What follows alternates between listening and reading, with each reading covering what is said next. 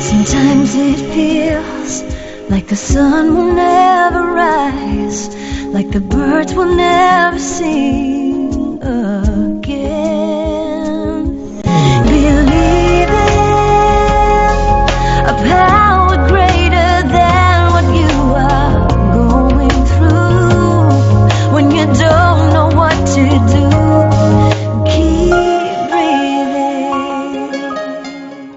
That's right. When you don't know what to do, just keep on breathing. From the City of Angels in the city of Los Angeles, welcome to all my listeners out there in Radio Land. I'm Dave, the Caregiver's Caregiver, coming to you live on 26 global audio and video platforms like iHeartRadio, iTunes, YouTube, Spreaker, SoundCloud, Vimeo, Stitcher Radio, Blog Talk Radio, and the list goes on and on.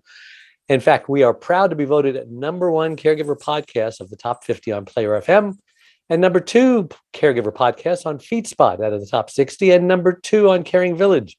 And we have an especially exciting show planned for you today. Dana Golden and David Marion. Am I saying that right? You are. Well, good for me. Addiction specialists reveal similarities with caregiver relationships. David Marion and Dana Golden are co-authors of Addiction Rescue, the No BS Guide to Recovery. David, having lived through multiple addictions, among them opioids and gambling, lost everything from his family to his multi-million-dollar brokerage firm to 5 years of his life in federal prison. Wow. All due to his addictions. He is now a nationally recognized public speaker, certified intervention professional, and certified recovery coach. Dana lived on the other side of addiction, navigating through the wreckage of David, caused her and their 2 daughters. So you two are married or used to be married, yes? Still used married? To be married, yes. Okay, and you were back together again for some business endeavor, yes? Exactly. Interesting. Okay, so you've got 2 daughters as she kept wellness and balance in a home with active addiction. That's not easy. She's now a certified family recovery coach and certified recovery coach. They're passionate about spreading the message of hope and healing and working with families affected by substance use disorder.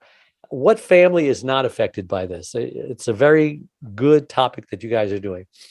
Anyway, before I get started, I want to take this moment to thank my last week's guest, David Crocker, The Ways Caregivers Can Care for Themselves. And just a reminder, you can watch or listen to that interview and all our interviews, including this one, at caregiverdave.com or any of the other 26 global audio video platforms I mentioned earlier. All right, enough of that. David and Dana, welcome to the Caregiver Dave Show. We're so excited to have you on. Thank you. Yep. That's what happens when you have 2 of us at the same time. Yeah, it's interesting. You know, sometimes caregivers, let's say a spousal caregiver, let's say they break up, they get a divorce or whatever, even before any of them get sick, and then one of them gets sick, it's very common that the ex-spouse will go and be the caregiver to the other ex-spouse. And I think that's just so incredible. And here we have something going on here because you see a greater goal. You don't want to have happen to others what happened to you guys. And whether or not you can ever put your marriage back together again or not, it doesn't matter because you're both helping others. And who knows what the future holds anyway, right? Yes. You're right. You never know. There's always hope. I just thought I'd throw that in case you haven't thought about it. Anyway, I like to ask my guests, and I'll give you turns. Ladies first. Who is Dana and why was she placed on this earth? Oh, wow. That's not too heavy of a question. Yeah, we're heavy here. Who am I? So I grew up in an addictive home and learned very early on enabling codependent behaviors to navigate through that household. My dad was the addict. I kind of became the keeper of his secrets and his emotional well-being. Where was your mom? She was there, but she was raising 2 kids and she didn't want to be bothered. So I was sent into the rescue. She was not an addict, but she was codependent. The enabler. Yep. Okay. As was I. You had to become an enabler. Yes. Yeah, exactly. So I was put in a position at an early age to not pay attention to me or my feelings. So when you ask me who I am, it took me a long time to figure that out because I was just whoever my dad wanted me to be, right? Daddy's Wow. little girl and trying to placate him and whatnot. So, How long did that anyways, go on for, by the way, until you were how old? well, till I was 18. And then my mom divorced my dad because she thought staying, till I was the youngest and out of the house would be the most beneficial thing for the kids, which, as we all know, probably isn't the best idea. But that was then. This is now. But then I went on to find relationships that emulated my home life because that's where I was comfortable. And so I sought out other addicts. And Wow. and when I met David, he was a recovering addict, and I thought, oh, good, I found a good one. He's already been through his stuff. He's evolved. He knows how to stay sober now. So I've got a good one. I had gotten myself in recovery. And so I could unlearn those enabling behaviors and learn to be more authentic to myself. But David and I both relapsed after he had knee surgery. He got addicted to the painkillers, opiates, and I went right back into my enabling, denial behavior. And so now, fast forward to where we are today, we had a story to tell, which is why we co-authored a book. To help other addicts. And we both became very involved in the recovery community as interventionists and recovery coaches and family addiction coaches. And I really feel my place on earth is to help other families navigate with their loved one that's dealing and struggling with addiction. Wow, that's a great answer. David, why were you placed on this earth? It's a $64,000 question. Right? Two greatest days of our life, the day we're born, the day we realize why we're born. And I truly believe when somebody is struggling with addiction and they find their purpose, their gift seems to illuminate. And for me, finding my purpose took me a long time to understand what this thing called life is about. That the more we make our life about other people, the better we feel. Right? Yeah. And when you're riddled with addictions, you're selfish, self-centered, egotistical. It's all about me. And we begin to remove that. And it took me a long time. It actually probably happened in federal prison. And in case your listeners are interested. Yeah, what are you in for? Well, I was in for a little money laundering, wire fraud, mail fraud, conspiracy to commit. But 90% of the people in there are innocent. So, you go along with it. No, prison is definitely punitive damages, right? It's not about rehabilitation. Rehabilitation comes from within. Right. And if you're willing to do the work and if you're willing to really dig in and figure this stuff out, you begin to see how life has meaning and what your purpose is. Oh, good answer. So how do you compare addictions with caregiver burnout or what caregivers go through? Well, when we love someone that has an addiction, we tend to do a lot of the same behaviors as caretakers are doing for their, I don't know if it's always a loved one, but whoever they're taking care of, right? Caregivers, as well as, the patient, the client, very similar to an addict, doesn't do a whole lot for themselves. They're looking to their caregiver. They're looking to enable them. An enabler, yeah. Yeah, to enable them to not have to be responsible and do things for themselves. And the more the loved one of an addict or the caregiver steps in, the less that person has to take on for responsibilities for themselves.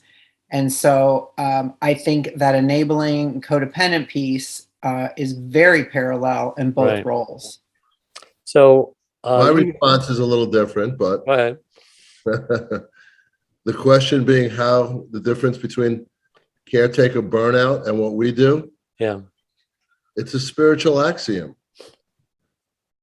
I can't do it. You can't do it. But I invite my higher power in to remove the burnout sensation and keep feeding me with the spirit. There's great feelings attached to that. And you don't get burnt out. When you're in the front line fighting addiction, you're going to see things you can't believe. Same thing as being on the front line as a caretaker.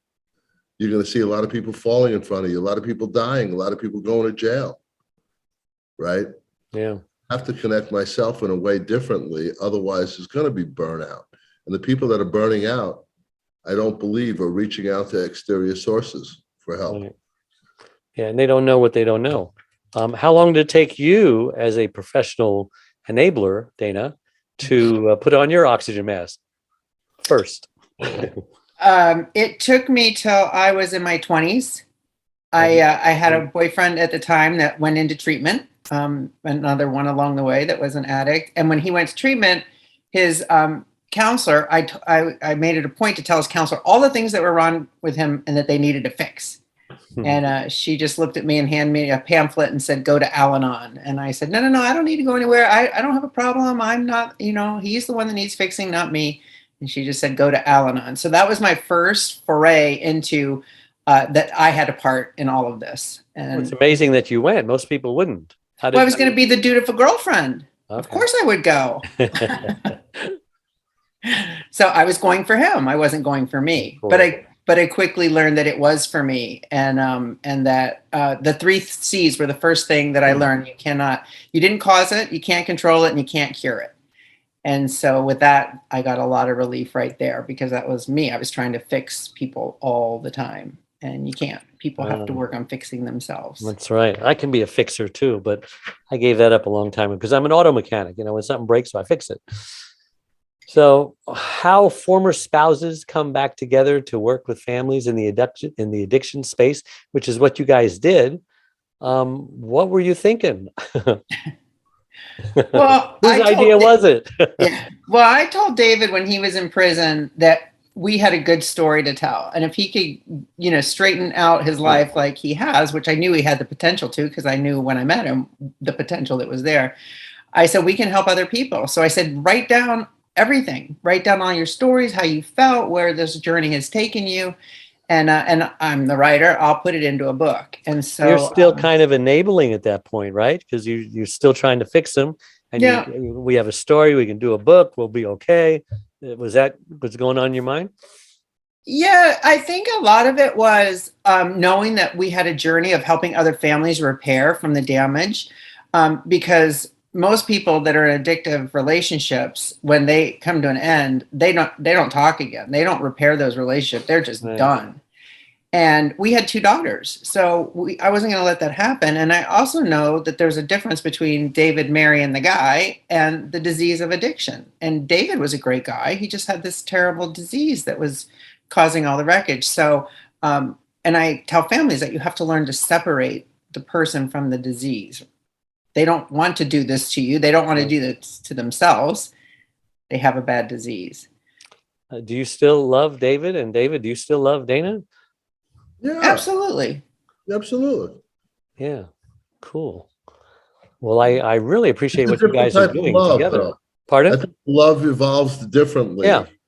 We're not. How would you define your love for each other today? What does love mean to you guys today? It means being there for each other, caring, supporting, understanding. I could use all the different narratives and words, but it's, you always have each other's best interest in mind. Yeah. You have children in common. Yeah, we can go out as a family. David lives in Florida. I live in Minnesota. Our kids, one lives in Chicago and one in Florida near David. So we don't get together that often. But when we do, we are a family. We're just not a married God couple. forbid if one of you, had an illness, the other one would probably be the caregiver if it was feasible and practical. Are you guys married to other people or what's going on? No, we both have other significant others. Okay.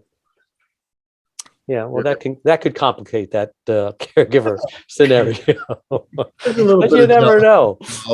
There was a show on called Reba, and if you knew the story of that one, her and her ex were ex, and he married some young bimbo, and they lived close together, and she just loved Reba, and she wanted to be her best friend and all that, so she tolerated her.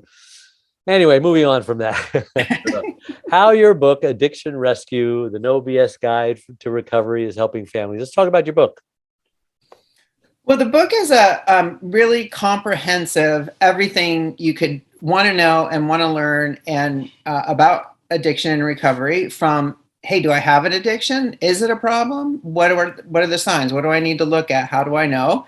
And then there's a 5-step process to get into and stay in recovery that we have. And then it's about the aftercare. It's about how to heal body, mind, and spirit, because addiction wrecks all 3 areas of life. And it's a really comprehensive book of how to get all those back and your relationships as well. Yeah, that makes sense. Burnout. Did you guys ever burn out in all that you were doing? Yeah, I think prior to getting into this field, there was a lot of burnout.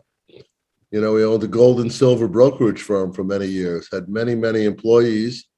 Half of them were in recovery. The other half needed recovery. And it's very taxing and trying. And it's always, pushing harder and harder and harder. Performance pressure, right? Which leads you to burnout. Always having to make the numbers, having to, pay these exorbitant bills and things like that. And attached to that is exhausting. Yeah, absolutely. I think in our line of work, as in caregiver lines of work, you definitely can experience burnout. I think it really takes separating the job that we do or that a caregiver does from the person that they're trying to relate to and trying to help, and setting boundaries. I mean, that's a huge thing in both instances, where you have to know your place and you have to know the other person's place, and you don't cross those lines. And if you're going to set a boundary, you got to be ready to adhere to it. Yeah. Also as an interventionist, you're going to hear some of the most unbelievable stories. You're going to hear some really authentic, emotional stuff that families are often say, we've never told anyone this before, things that are so powerful that you better learn how to really do your job the right way, because emotionally, if you get hooked into this, of course you're going to burn out on this, right? Yeah. So I know that once I'm wearing that hat that I'm doing a job as an interventionist, I often say I put this shield up, spiritual shield that can't be pierced, because I have to be the voice of reason through this. I can give you stories that just blow your mind of these interventions, of how emotional they are and what truly happens in there. And it's, I could see how people do burn out from this. They let it affect them and take this thing really personally. And yes, there have been times that I've got emotional for some of the clients and the families in hearing this stuff. But at the same time, I'm hired to do a job, and that is to get their loved one to a safe place, to get them to treatment, to get the baseline of happiness for the family back to a level it hasn't been before, and proceed from there. So how do you do this together when you're in 2 different states? Well, obviously the interventions are all across the country. So there's always travel involved with that. And then we can work by Zoom. You do travel there. This isn't a Zoom thing, right? No. For our recovery coaching, if they're not in our area, then yes, it's all done by Zoom and phone calls and texts. Interventions are done in person. Yes. And do they all need interventions? Do they all need interventions? Do they start with intervention, or some don't have to start with an intervention? Some don't have to start with interventions. Some people are willing. The family just don't know how to have the conversation with them. And so we'll guide them along those ways. We get calls all the time from people all over the country that we want to bring our loved one to a facility. What do we do? Wow. A lot of times it's information seeking, and a lot of times we are the last call. How do they know about you? Where are you advertising? We have a website called theliferecoverycoach.com. Theliferecoverycoach.com. So you got some good keywords in there. If someone's looking for recovery, pop up. Absolutely. I've also done a lot of work with different treatment centers that use me as a preferred word provider. of mouth. Yeah. Word of mouth. I mean, I had a psychiatrist in Houston reaching out. Never met him before. I had a therapist in Gillette, Wyoming yesterday calling me. Never met him. A social worker in New Orleans who've heard about our work peripherally. Wow. That we've done working. Now, a lot of people have this need, in their family, but no insurance. They can't afford it. What does it cost to get involved in this? Well, it depends. We work on a sliding scale. Hmm. I'm not going to let any person, just because they can't afford an intervention, Good for you. we're willing to help them and get them and their loved one into treatments. I do a lot of work that I don't get paid on as well. Dana, are you also doing the same thing in your neighborhoods? Yeah, absolutely. And one thing that's very important is I tell my families is you don't have to wait for your loved one to get into recovery to get into recovery yourself, because the sooner a family can get into recovery and start putting up those boundaries and stop the enabling behavior and stop the denial, the sooner their loved one gets uncomfortable and needs to do something different. Because these families, if they don't do anything different, if you don't change anything, nothing's going to change. Sure.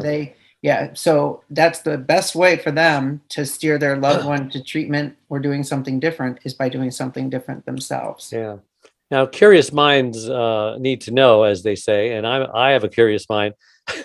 What kind of significant others did you both find? I mean, do they have an addictive background or nothing to do with that? Are they jealous of your relationship? I guess they would be more so if you were in the same town together, but being in different states is kind of a nice little buffer. Okay, Explain that situation. How about this one, Caregiver Dave? When David got out of prison, he was in prison here in Minnesota. He only moved to Florida a year ago. So you're in Minnesota, okay. I'm in Minnesota. This is where we were married. This is where we raised our kids. When he was getting out of prison, the options for him were a halfway house or at home. And at the time, home was where I was, because that's where the kids were just off to college. And my kids told me, if you don't let dad live with you, we'll never speak to you again. Really? Do not let him go to a halfway house. And at the time I had my significant other, because we'd already been together quite a while. So David, so we're going into a Reba episode here. Yeah. David moved into the house and I lived with David for quite a long time. Moved out. Pardon? And the boyfriend moved out. Oh, so he wasn't okay with that. No, he wasn't living here. We had our separate homes. Okay. Yeah. So he knew the situation. He's like, hey, if it was my ex-wife, I'd do the same thing. And so he's always been extremely understanding of my compassion for David and our relationship that we still have with our kids. Mm-hmm. And it got testy at times, I should say it was testing at times for him, but it all worked out good. And David, since he's moved to Florida, has his girlfriend down there. And why did you move, David? I had enough of the cold. I did. And you're okay with the cold, Dana? I love the cold. I hate the heat. You'd never catch me dead in Florida. Okay. Yeah. All right. So you were okay with him moving away? Oh yeah. Yeah. Super happy for him. He complained the whole time we were married about the cold. I can't do these winters, I knew it. Yeah. And he's only like 15 minutes away from our daughter that lives down there. So that's awesome. Okay. So you each have a kid living. Well, I've got one in Chicago. She's 6 hours away, but well, that's 6 hours by drive or by plane? No, by drive. Yeah. Yeah, by drive. Very good. Very good. Yeah. Well, we're coming up on the hour. I don't think I covered everything I wanted to cover. Why don't you take the next couple of minutes and talk about what you would have liked to have spoken about if you were controlling the show? Actually, you got about 5 minutes.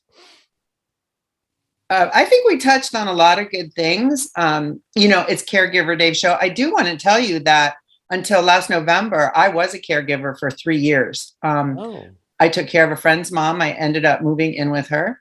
And that was how I ended up moving out from the house with David.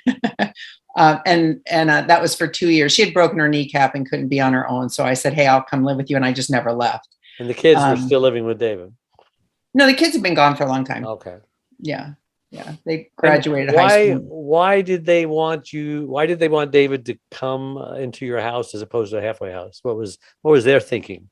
Well, they didn't want their dad living, in an unfamiliar place with unfamiliar people in an uncomfortable situation. And they knew he'd be happier at home, Well, they knew his problem and what he was going through and he still needed to learn. Were they enablers too, or no?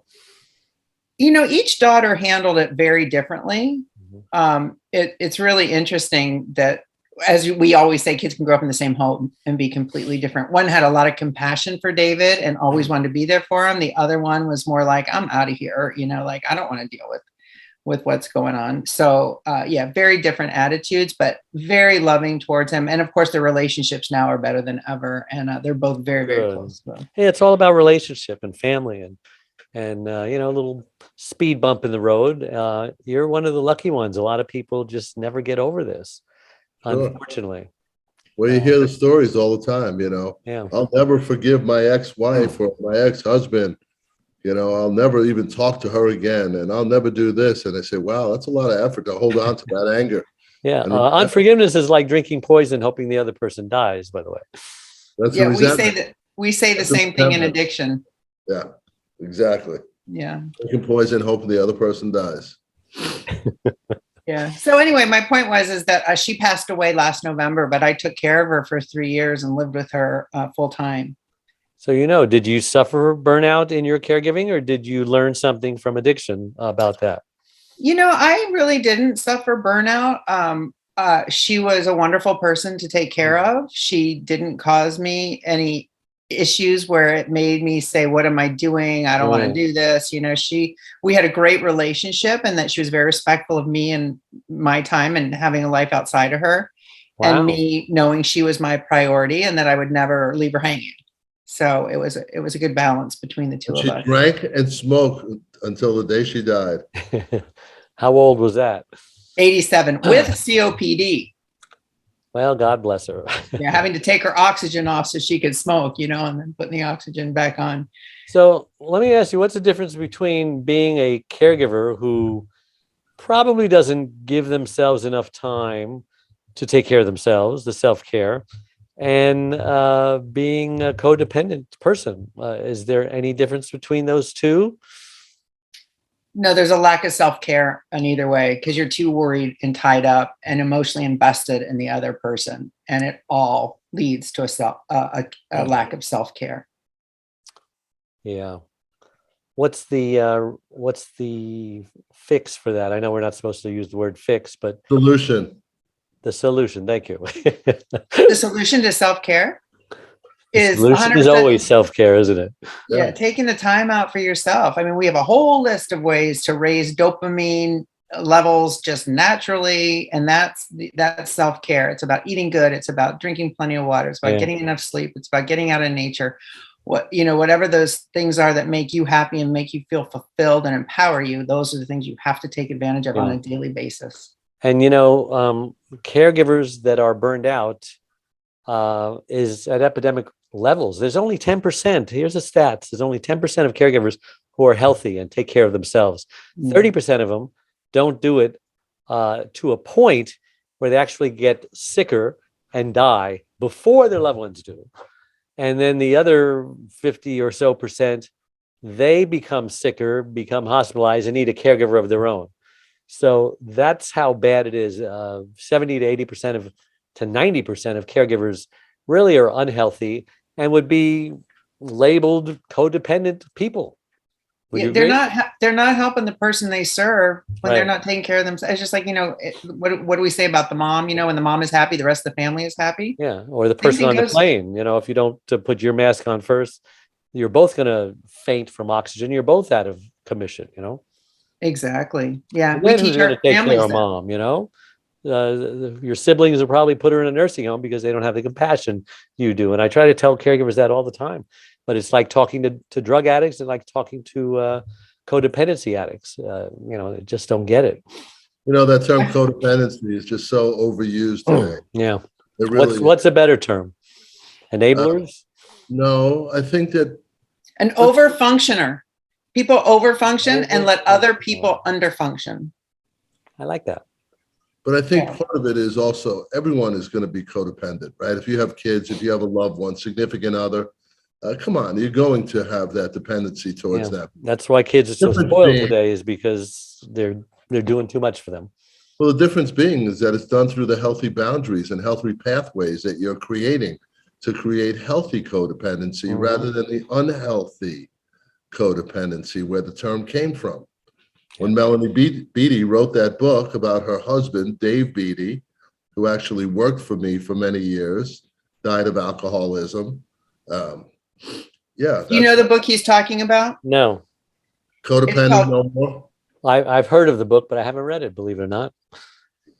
Yeah, it's I should put it on my list, especially with what I do. yes, exactly. Yeah. Well, Yeah. thank you guys so much for coming on the show. Any last tips besides take care of yourself to caregivers? I think after hearing that statistic that you just laid out, that I'm going to become a coach for caregivers. You know, And not it's just right families. down your alley, and you can Right. kill two birds with one stone. You can Yeah. put caregivers and over functioners, if you want to call them that, in the same room together and preach the same sermon, you know? Mhm. Exactly. I have a quiz on a website where people can actually take the quiz and find out what role they play in those relationships. It's danagolden.com/quiz. Oh. And I have a quiz that lets people know, are you a candidate for burnout? It's on caregiverdave.com. Just there you go. look for the burnout quiz on there. Awesome. Well, again, if they want to get a hold of you, you have a website, email. theliferecoverycoach.com, info@theliferecoverycoach.com. You can book in a consultation. We, really encourage people, just call us. We'll help you decipher what's going on, what direction you need to go. We'll send you on a path to recovery, and happy to do that at any time. Awesome. Well, I thank you for this resource, because I know a lot of people that sometimes you just don't know where to send them, especially when they say, I can't go to counseling. I don't have any money. I don't have insurance, blah, blah, blah, blah, blah. But we try to figure it out and at least give you resources. So thank you. But the first step is asking for help. That's right. And that is the biggest, hardest first step. Yeah, exactly. Yeah. Because it's easy to deny the reality of your situation.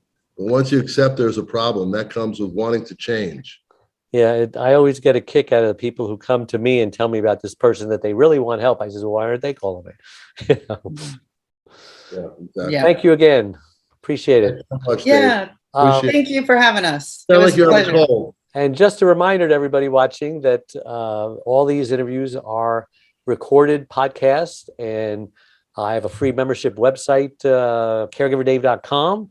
Lots of tools and resources and free gifts on there. Check it out. We have a community of 34,000 caregivers. And if you click the like or follow button on whatever platform you're watching or listening to this interview on, it helps us reach even more caregivers by improving Google's search engine algorithms. So thanks again to everybody out there. Thank you, Dave and Dana, for tuning in every Wednesday and making us the #1 caregiver podcast on the internet. So until next week, same time, same channel, may God richly bless you. Bye-bye. Anytime we suffer loss, we grieve. And a lot of people don't realize what even the grief process is. But it could be 5 to 7 steps ranging from denial, I don't believe this is happening, anger, oh my gosh, I'm so upset this is happening, to a form of bargaining, how can I get out of this, to depression, which is a very serious thing because that often leads to suicide. And then finally, after you realize you have no more control over your situation and you're totally okay with the new normal that it brings, that wonderful, wonderful place called acceptance.